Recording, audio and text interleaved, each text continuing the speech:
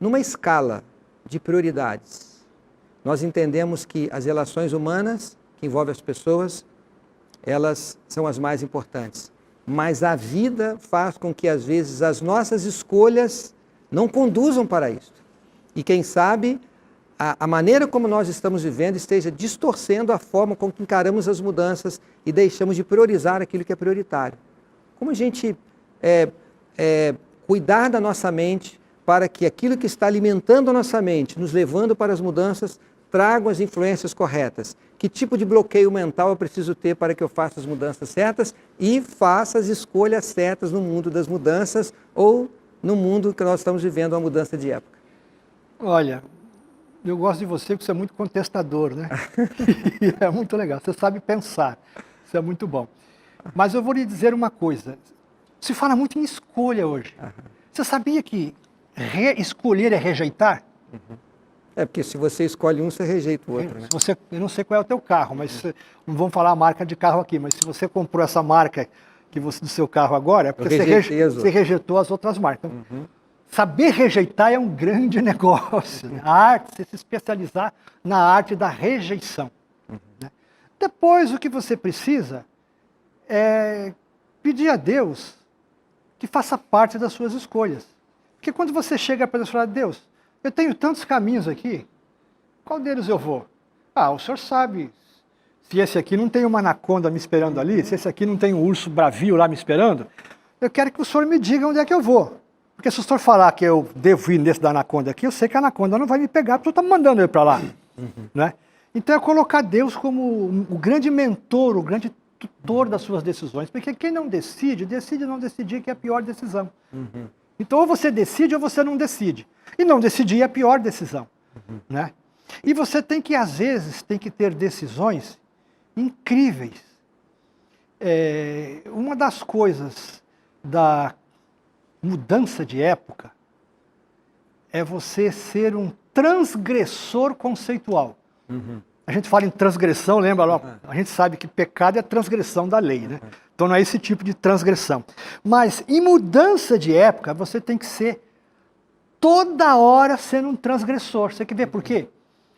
Existem alguns livros aí no mercado, quebre regras, quebre regras. Se você quebrar regras, você chega lá. Tem até um livro chamado Quebra-Regras, muito bom, gosto do autor e tal, deve ser lido. Mas em mudança de época, para você não ter perdas, é você descobrir que não existe mais otimização e sim inovação. Você não ganha hoje otimizando o que você já faz tão bem, mas sim jogando fora o que você... Não é otimizar, é inovar. Né? A mudança de época veio. Em época de mudança era otimizar, em mudança de época é inovar. E depois, o que você tem que transgredir? Não é regra, é conceito. E às vezes alguns conceitos se tornam obstáculos.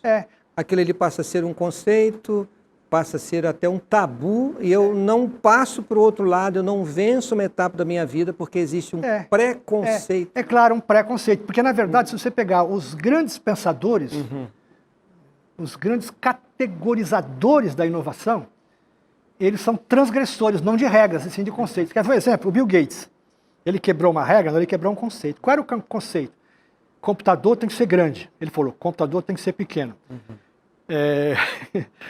Se dizia, em época de mudança, o computador, aqueles mainframes, é só para a empresa. Ele falou assim, não, computador não é para a empresa, é para residência. E depois, quando todo mundo aceitou, falou, não, computador não é para residência, é para cada cômodo. Ele quebrou um conceito. Até no mundo profano, aí você pega, por exemplo, Elvis Aaron Presley, o Elvis Presley. O que ele fez? Ele quebrou uma regra? Não, ele quebrou um conceito. Por quê? Antes do Elvis Presley, o afrodescendente tinha que cantar como afrodescendente e o homem branco, o ariano, tinha que cantar como branco. O que ele fez? Ele, sendo branco, cantou como negro. Ele quebrou alguma regra? Não. Ele quebrou um conceito.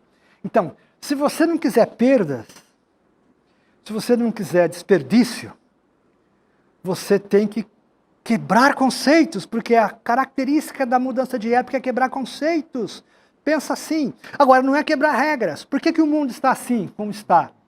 Por que uma criança de 7, 8 anos está sendo preparada para o caos, porque os seus pais estão quebrando as regras. São 10 regras. Essa é a dada pergunta por Deus. que eu vou fazer. Podemos voltar nesse assunto? Podemos. Maurício, o que eu trago para mim daquilo que você trouxe é o seguinte: vivemos uma mudança de época.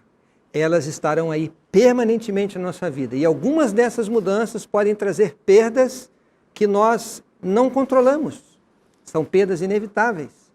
E nós precisamos ter a atitude certa e sabermos nos comportar de forma correta, de forma adequada, para que essas perdas e essas mudanças não me façam cair, mas eu aprender a lidar com elas para que elas me façam crescer.